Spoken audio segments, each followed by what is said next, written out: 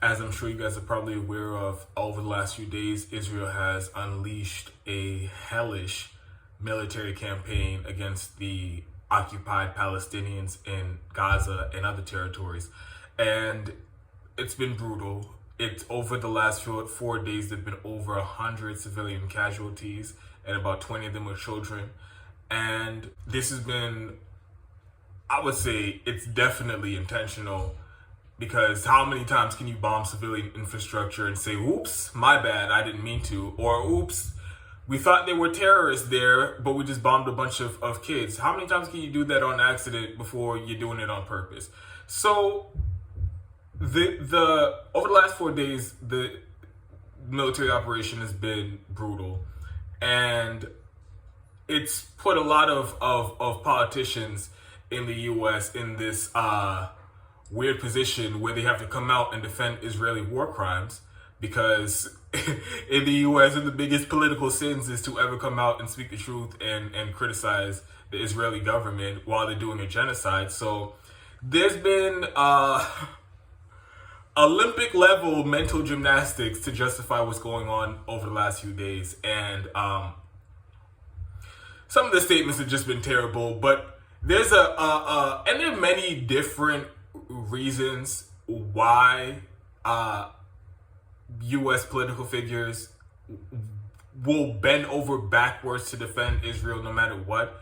Of course, a big influence is the money in politics. AIPAC and the Israel lobby is one of the biggest contributors to politicians. And so you have all of these right-wing extremists who have ties to the Israeli government lobbying politicians, both Democratic and Republican politicians, spending millions of dollars donating to their campaigns, and this buys influence, and it buys their silence and complicity in the Israeli occupation of Palestinian territory, and it's been this way for decades. So that's part of it, and of course the military-industrial complex, the billions of dollars in weapons and military equipment that we funnel to the IDF in Israel to continue the occupation. That's also an influence on politicians to make sure that they never try to break ties with Israel no matter what. And you also have people who are just kind of Zionist zealots and extremists and just personally believe these things. Like some of the Republicans, like Mike Pompeo, who is like a Christian fundamentalist, and he thinks that there needs to be this holy war between Israel and the Palestinians, and after that, then the apocalypse starts and the whole story. So there are many different reasons why U.S. politicians come out and defend Israel no matter what. They're all bullshit.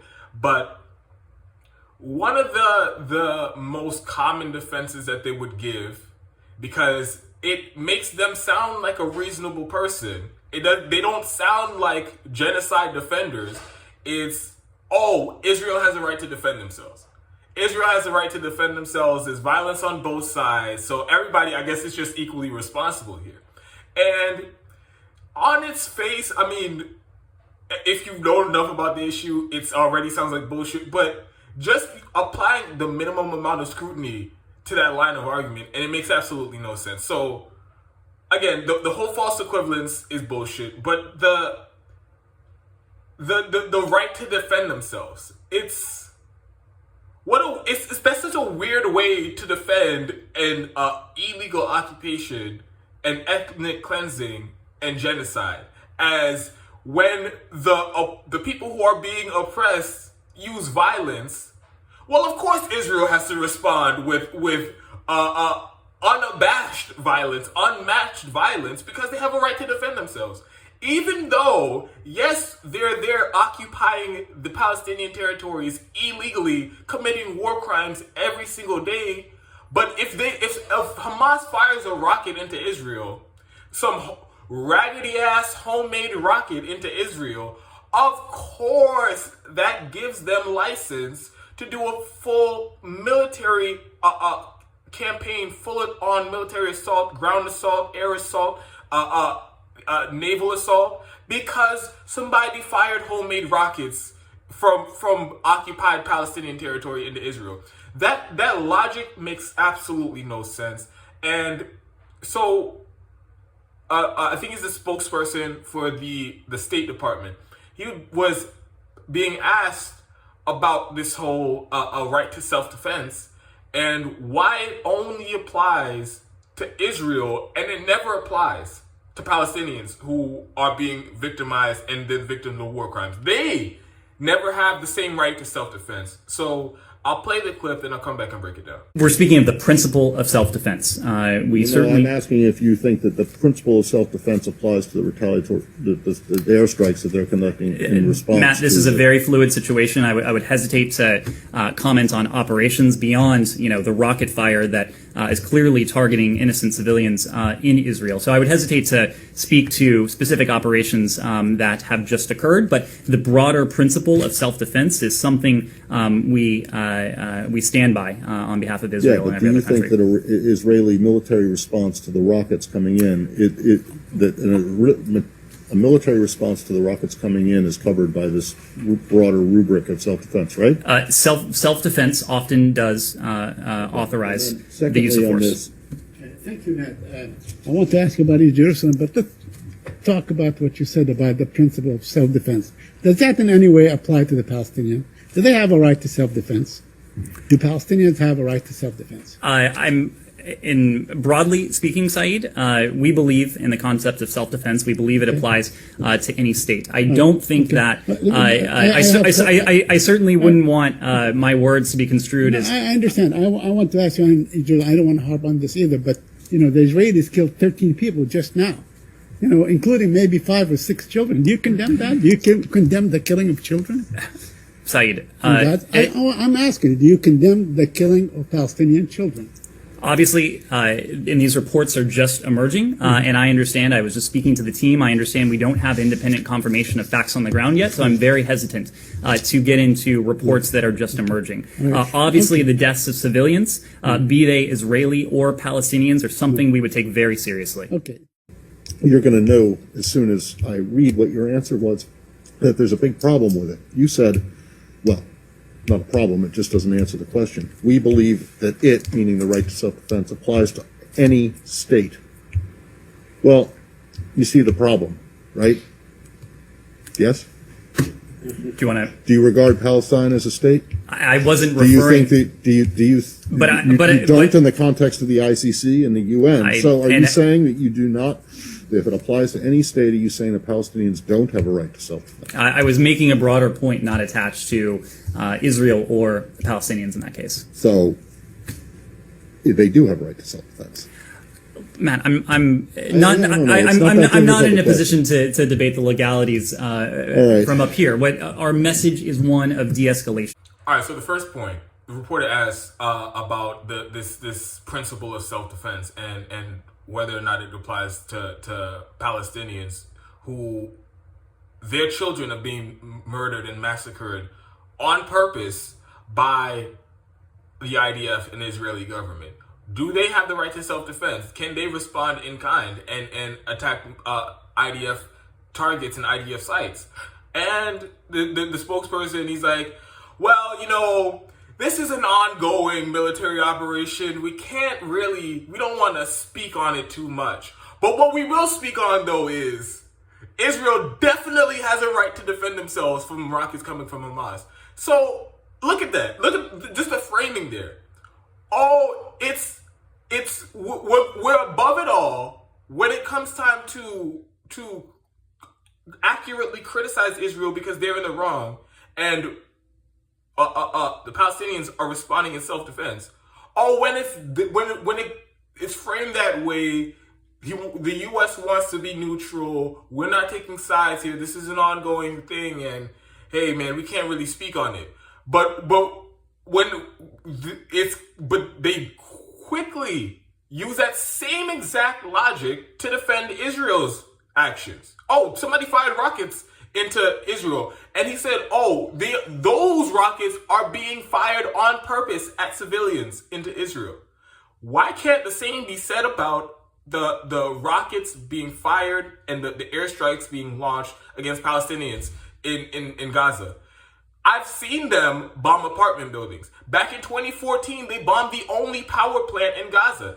That wasn't an accident. They did that on purpose. So, again, you can use that same logic of, oh, Israel, the IDF is clearly targeting civilians and civilian infrastructure. Therefore, Palestinians are correct to respond in self-defense. And of course, the elephant in the room, the broader context that never goes away, it's a violent, illegal occupation, and regardless, the Palestinians and Hamas has a right to defend themselves against the IDF, who are occupying them.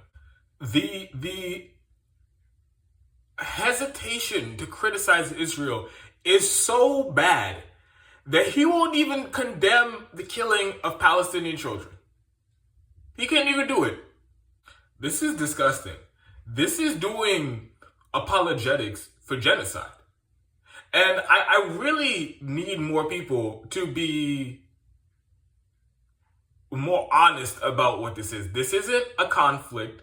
These aren't clashes. This is a occupying force using unmatched military might against a civilian population who cannot defend themselves.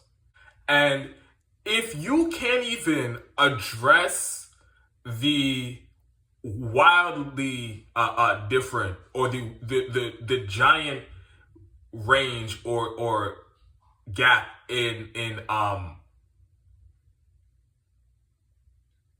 the dynamics of power between the Israeli government, the IDF, and the occupied Palestinians, if you can't even acknowledge that, then you're being disingenuous and you're being dishonest and you're running cover. You're doing apologetics for genocide. So, and if you aren't aware of how big a role the U.S. has played in this occupation and in this genocide, you may look at an answer like that. You may look at some of the statements from Nancy Pelosi and from Joe Biden, where they're doing this both sides bullshit. Israel has a right to defend themselves. And you may think, what's the big deal here? This has nothing to do with us anyway. It's just a throwaway statement, and it's not us who are really doing anything here. You're missing the context of how involved we are in this genocide.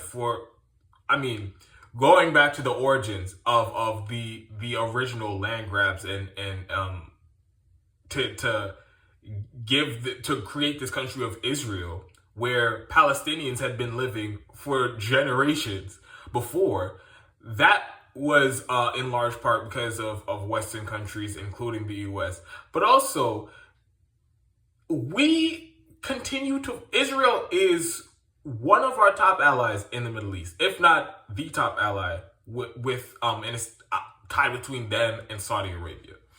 And so we fund the Israeli military while they're committing war crimes. We continue to give them the weapons that they use to occupy Palestinians. We give them the weapons that they use to illegally incur and to do the incursions into Syrian territory and to bomb targets in Syria, committing war crimes in Syria. We continue to give them these weapons while they're bombing civilian infrastructure on purpose.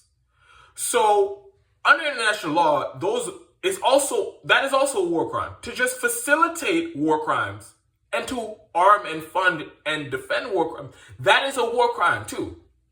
So we're participating in war crimes and in this genocide with Israel.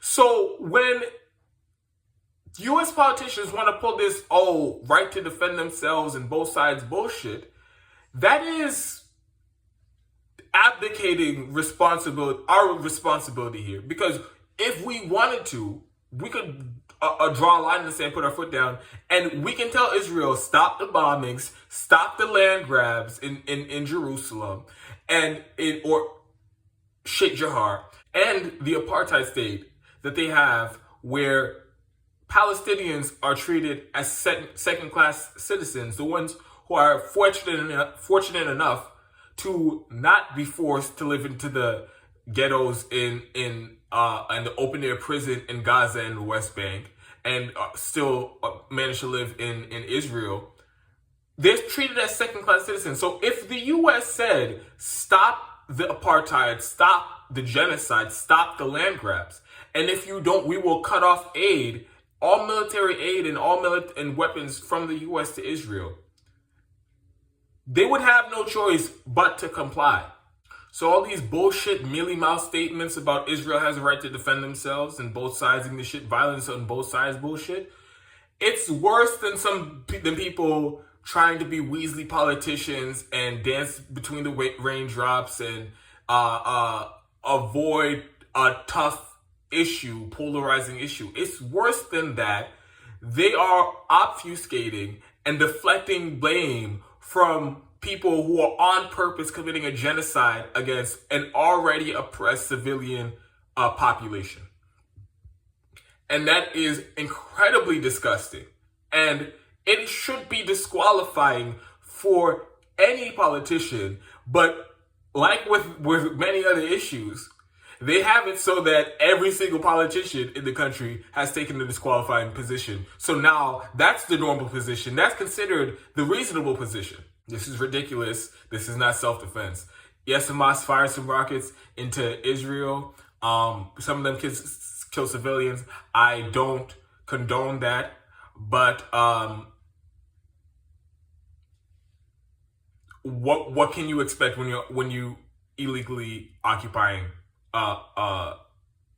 people, millions of people? What can you expect?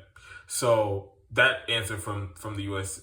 State Department spokesperson was horrible. The response from the rest of these politicians has been shit.